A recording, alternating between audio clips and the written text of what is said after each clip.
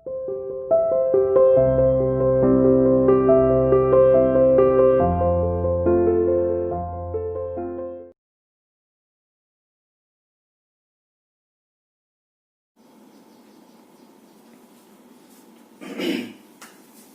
students, how are you beta? I hope everyone is fine there. And today we are going to start the new topic of this chapter, that is electric circuit. And before starting this topic, कुछ बच्चों को जो मैंने numericals दिए थे exercise में उसमें doubts था, तो पहले मैं वो न्यूमेरिकल्स आपके सामने सोल्व कर रहा हूँ, उसको थोड़ा ध्यान से समझना। एक क्वेश्चन था, जैसे second question of the exercise, a current of 3.6 milli ampere is flowing through a element of a vacuum tube.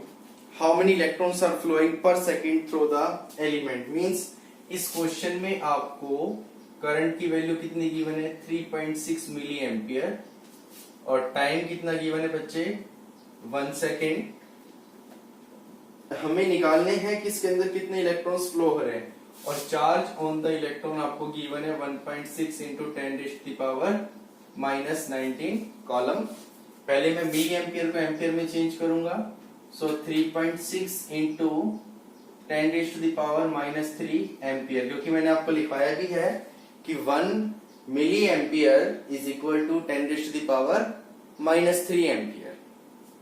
तो इसमें हम एक फॉर्मूला यूज करेंगे जो मैंने आपको लिखवाया था, I is equal to NE/T, N number of electrons, E charge on the electron, and T is the time. हमें वैल्यू निकालनी है n की, मींस हाउ मेनी, क्वेश्चन ये है how many electrons are flowing per second, तो हमें n की value निकालनी है। तो n की वैल्यू के लिए क्या होगा फॉर्मूला, I, ये T उधर चला जाएगा और E अपॉन में, तो n is equal to I कितना है हमारे पास, 3.6 इंटू 10⁻³ टाइम 1 सेकेंड में निकालना, और इलेक्ट्रॉन 1.6 इंटू 10⁻⁻19 कॉलम। ठीक है जी, अब इसको सोल्व करते हैं हम। इनका पॉइंट हटाएंगे, 36 अपॉन में 16 ऐसी, क्योंकि इसका 10 ऊपर जाएगा, इसका 10 नीचे आएगा, 10 से 10 कैंसिल, मल्टीप्लाई में 10⁻³ है, और ये 10⁻⁻19 ऊपर जाकर किसका हो जाएगा, प्लस का 19। सो हियर 36 अपॉन 16 इंटू 10⁻16, क्योंकि सेम बेस है, पावर माइनस करेंगे तो कितना हो जाएगा, 19 - 3 6। इसको सोल्व करो आप, 4 4 जो 16, 4 9 जा 36। इसको आप क्या लिख सकते हो, 9 इंटू 10⁻14 इंटू में 100 लिख सकते हैं। ये 16 था, मैंने 2 जीरो अलग से लिख ली सोल्व करने के लिए। तो 4 से कितने हो गए, 25, और ये कितना हो गया, 25 9 जा 225 इंटू 10⁻14 इलेक्ट्रॉन्स, और इसको ये भी लिख सकते हो आप 2.25 इंटू 10⁻16 इलेक्ट्रॉन्स। ये तो आ गए हमारे पास नंबर ऑफ इलेक्ट्रॉन्स, मींस एक पोर्शन हमारे पास सोल्व हो चुका है यहाँ पर। और जो इसका सेकंड पोर्शन है बच्चे, उसके अंदर हमें क्या करना है, how much charge will pass in 10 minutes, हमें निकालना है चार्ज कितना पास होगा। टाइम गिवन है कितना, 10 मिनट्स, तो इसको सेकंड में करेंगे तो 10 इंटू 60 कितना हो गया, 600 सेकेंड्स। और चार्ज की वैल्यू हमें फाइंड आउट करनी है, करंट कितना दे रखा है, 3.6 इंटू 10⁻³ एम्पियर, जो हमने चेंज किया था। तो पुट कर दो, करंट का फॉर्मूला क्या होता है, I इज इक्वल टू में चार्ज अपॉन टाइम, और charge is equal to current into में टाइम। करंट 3.6 इंटू 10⁻³ और मल्टीप्लाई में 600। इसको सॉल्व करेंगे तो पॉइंट हटा के अपॉन में 10, 10 से 10। इसके बाद इसको सॉल्व करेंगे तो कितना होगा, 36 को 6 से मल्टीप्लाई करोगे 216 इंटू 10⁻²। एक और कैंसिल होकर कितना हो गया, 216 इंटू 10⁻⁻1। ठीक है, क्योंकि एक इसमें से माइनस हो जाएगा, तो इसको आप नीचे लिखो कितना लिख सकते हो, 21.6 column answer. This is the number of charges in 10 minutes, कि कितना चार्ज उसमें से एलिमेंट में से फ्लो होगा 10 मिनट में, ये इसका आंसर है। क्लियर।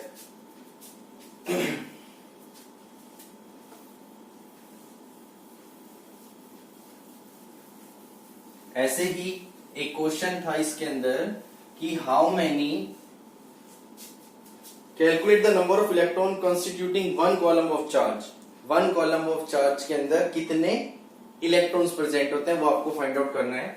तो आपको यहाँ पर क्या यूज करना है, E, मतलब चार्ज ऑन इलेक्ट्रॉन कितना होता है 1.6 into 10 to the power minus 19 coulomb. This is the charge on the one electron.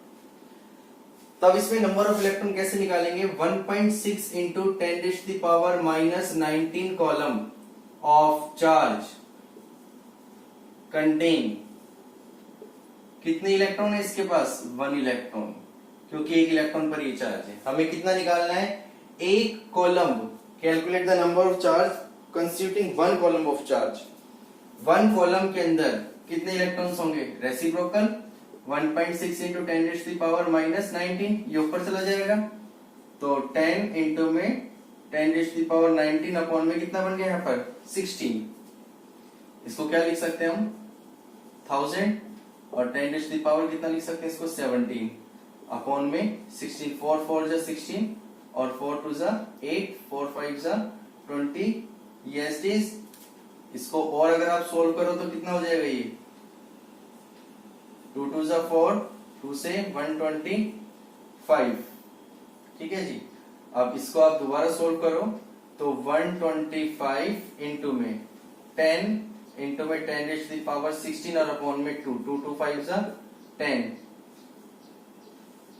625 into 10 to the power 16 और पॉइंट हटाएंगे तो 6.25 into 10 to the power 18 electrons.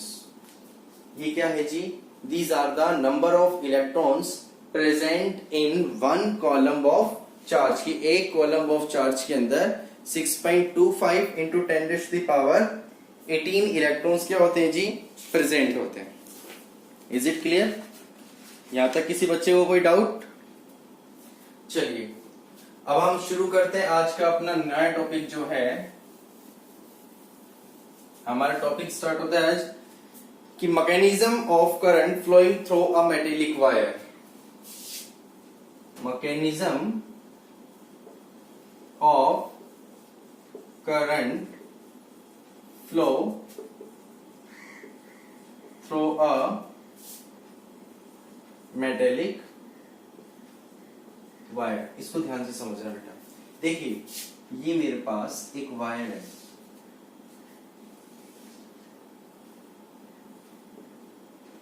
इसका एरिया ऑफ क्रॉस सेक्शन, और ये क्या प्रेजेंट है बच्चे, इसके अंदर इलेक्ट्रॉन्स प्रेजेंट है।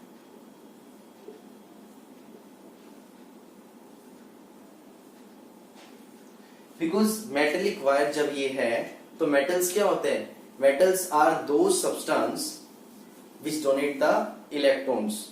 मेटल्स किसको बोलते हैं हम, जिसके अंदर इलेक्ट्रॉन्स प्रेजेंट होते हैं उसको क्या बोलते हैं हम, फ्री इलेक्ट्रॉन्स प्रेजेंट होते हैं। मींस जो मेटल एलिमेंट इलेक्ट्रॉन डोनेट कर रहा है उसको क्या बोलते हैं हम, मेटल्स बोलते हैं। अब देखिए जब भी हम किसी भी मेटल में करंट पास कराते हैं बेटा, तो उसके पीछे प्रोसीजर क्या होता है, हर मेटल के अंदर फ्री इलेक्ट्रॉन्स प्रेजेंट होते हैं। बट कंडीशंस क्या आती है कि ये जो इलेक्ट्रॉन्स हैं इनकी कोई फिक्स डायरेक्शन नहीं है कोई। ये क्या करते हैं, these are moving in random directions. Means जो भी इलेक्ट्रॉन्स प्रेजेंट हैं वो कैसे मूव कर रहे हैं, रैंडमली मूव कर रहे हैं। क्योंकि ये इलेक्ट्रॉन्स होते हैं जो जब इलेक्ट्रॉन्स रैंडमली मूव करते हैं तो इनकी कोई भी फिक्स डायरेक्शन नहीं होती, और अगर फिक्स डायरेक्शन नहीं है इसका मतलब इनके पास किसी तरह का कोई करंट नहीं है। Means they does not constitute any kind of current. कब, अगर ये रैंडमली मूव कर रहे हैं, क्योंकि इन पर किसी तरह का कोई फोर्स नहीं लग रहा, इलेक्ट्रॉन्स फ्री टू मूव है, और रैंडमली क्या कर रहे हैं, मोशन कर रहे हैं। रैंडम मोशन का मतलब होता है जिनकी डायरेक्शन फिक्स नहीं होती, किसी भी डायरेक्शन के अंदर मूव करते। तो उस कंडीशन के अंदर इसमें कोई भी करंट फ्लो नहीं होगा। मींस अगर हम इसके साथ कोई भी, आप मैं अगर एग्जांपल दूं, आपके पास एक सिंपल हाथ में वायर है, मेटेलिक वायर, तो क्या उसमें कोई करंट आ रहा है, नहीं आ रहा। क्यों नहीं आ रहा, क्योंकि उसके पास कोई सोर्स ही नहीं है। सोर्स मींस जो उसमें इलेक्ट्रॉन्स हैं उनकी कोई फिक्स डायरेक्शन नहीं है। इलेक्ट्रॉन्स मूव कर रहे हैं बट कैसे मूव कर रहे हैं, दे फ्लो रैंडमली, कोई फिक्स डायरेक्शन नहीं है, जिसकी वजह से इसमें कोई भी करंट फ्लो नहीं होता। अब अगर हम इसको किसी भी सोर्स के साथ कनेक्ट करें, मींस जैसे किसी सेल या बैटरी से अगर हम इसको कनेक्ट करते हैं, देखिए ये हमारे पास यही वायर है, मैंने इसको कनेक्ट किया एक बैटरी से, ये पॉजिटिव और ये नेगेटिव, ठीक है।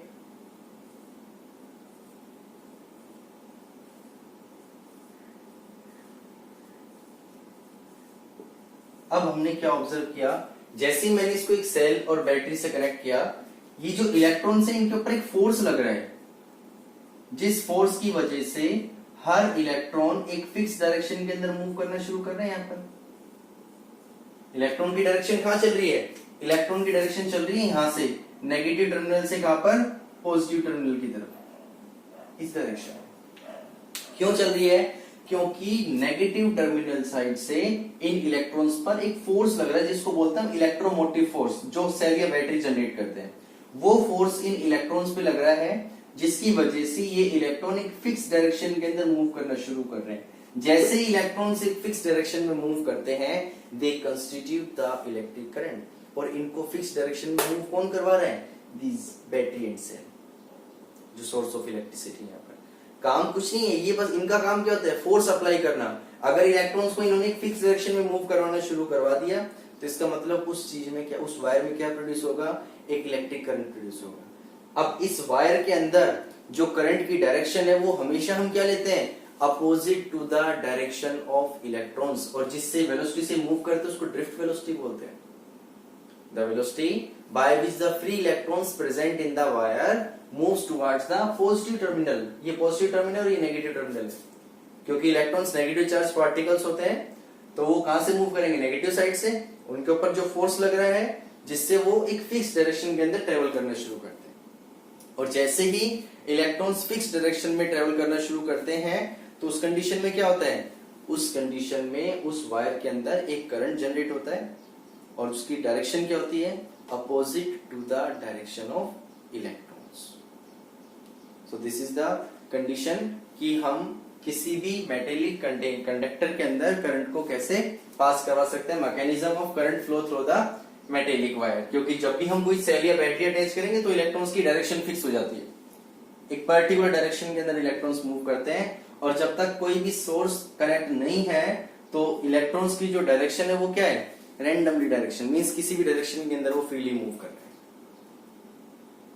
समझ में आया, चलिए इसके बाद हमारा नेक्स्ट टॉपिक आता है इसमें, electric circuit.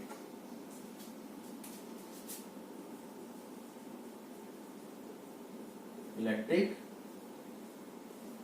Circuit, what is the meaning of electric circuit. मैंने आपको बताया भी था कि ये जो टॉपिक है सेपरेट टॉपिक है बिल्कुल। कुछ बच्चों के क्वेश्चन भी थे इस टॉपिक पर कि ओपन सर्किट क्या होता है, क्लोज सर्किट क्या होता है। तो पहले हमें ये पता होना चाहिए इलेक्ट्रिक सर्किट होता क्या है। देखिए, a continuous closed conducting path which contains the source of electricity and element and key wire, ये सब चीजें जिसके अंदर प्रेजेंट होती है हम उसको इलेक्ट्रिक सर्किट बोलते हैं। A closed continuous conducting path which contains the source of electricity। मैं एक छोटा सा आपको सर्किट बना के दिखा रहा हूं। फॉर एग्जांपल, ये मेरे पास एक सेल है, ठीक है जी, ये पॉजिटिव साइड होती है, कौन सा दोस्त, नेगेटिव साइड। इसके बाद मैंने यहां पर एक छोटा सा बल्ब रख रखा है, ठीक है जी। मैंने क्या किया, एक वायर जो है वो उसको तो किससे कनेक्ट किया, बल्ब से। दूसरी वायर को किससे कनेक्ट किया, यहां पर एक स्विच से, और एक वायर जो है उसको यहां पर हमने एक दूसरे स्विच से कनेक्ट किया।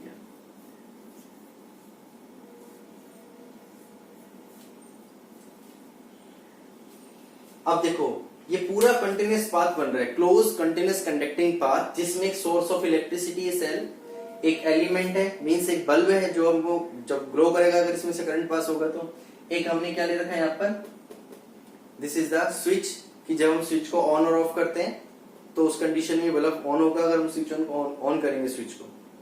तो ये हमने इसको कंडक्टिंग पाथ दिखा रखा है। जैसे ही अगर हमने यहां से इसको हटा दिया, मींस ये इस टाइम एक ओपन सर्किट है, तो हम क्या ऑब्जर्व करेंगे, जो बल्ब है इट नॉट ग्लोइंग, कोई बल्ब नहीं जलेगा। जैसे हमने इसको इससे कनेक्ट किया, कनेक्ट होते के साथ ही क्या हो गया, सर्किट पूरा हो गया, और सर्किट पूरा होते के साथ इसमें करंट फ्लो होगा, और क्या होगा, उसमें बल्ब स्टार्ट्स ग्लोइंग।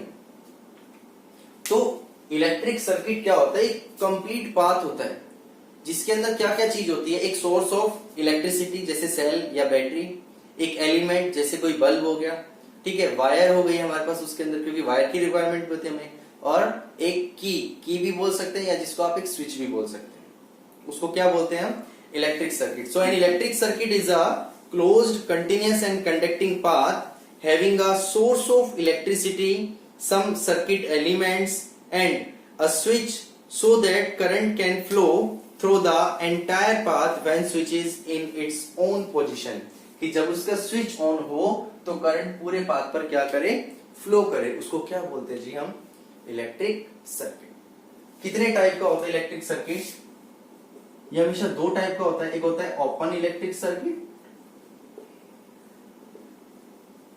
और दूसरा क्या होता है जी, क्लोज्ड इलेक्ट्रिक सर्किट। पहले मैं आपको इसके अंदर ओपन सर्किट बताऊंगा और उसके बाद क्लोज सर्किट, कि ओपन सर्किट क्या होता है और क्लोज सर्किट क्या होता है। पहले हम बात करते हैं इसके अंदर ओपन सर्किट की।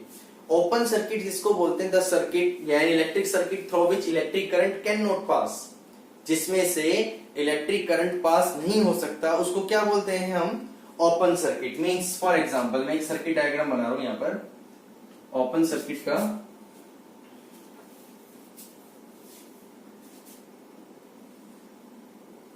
ये मैंने एक बल्ब कनेक्ट किया, ठीक है जी, ये हमारे पास क्या है, source of electricity means cell और बैटरी, ये हमारे पास की है, ये एमीटर, इसको बोलते हैं बेटा ओपन की। ओपन की मतलब इसमें कोई करंट पास नहीं हो रहा, the circuit through which current can not pass, उसको क्या बोलेंगे हम, ओपन सर्किट बोलते हैं, क्योंकि इसमें किसी तरह का कोई करंट पास नहीं हो रहा। अब जब करंट पास नहीं हो रहा तो क्या होगा, जो ये बल्ब लगा रखा है ये जलेगा, no, bulb does not glow, क्योंकि करंट ही पास नहीं हो रहा। क्यों पास नहीं हो रहा, क्योंकि ये सर्किट यहां से ओपन है। ये कंडीशन जो, ये कौन सी कंडीशन है, जब हम स्विच को ऑफ कर देते हैं किसी भी चीज का। अगर आपने ऐसे ट्यूबलाइट ऑन है, हमने उसका स्विच ऑफ कर दिया, तो क्या ट्यूबलाइट ऑन होगी, नो, क्योंकि उस कंडीशन में वो एक ओपन सर्किट है, एक कंटिन्यूअस पाथ नहीं है। ये जो कंटिन्यूअस पाथ बन रहा था, बीच में ब्रेक हो रहा है यहां से। तो the circuit through which current can not pass is called open circuit. और यहीं पर मैं एग्जांपल ले रहा हूं दूसरा, क्लोज्ड सर्किट, ये इसके जस्ट अपोजिट है। The circuit through which electric current can easily pass is called closed circuit, कि जिस सर्किट में से करंट पास हो सकता है उसको क्या बोलते हैं हम, क्लोज सर्किट। देखिए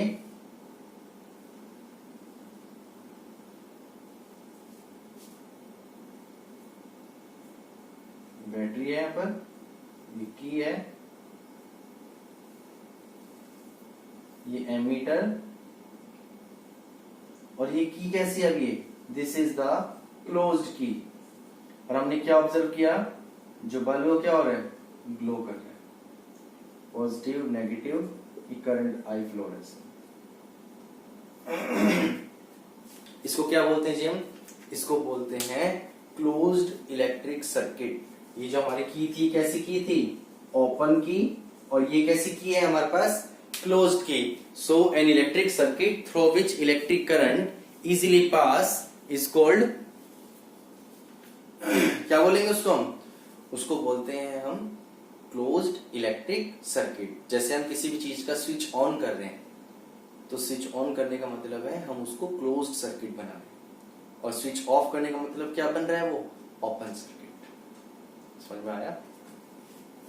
सो these are the types of electric circuit, एक होता है क्लोज सर्किट और एक ओपन सर्किट। अब इसी में ही दो बेसिक डेफिनेशंस भी मैंने लिखी है आपको।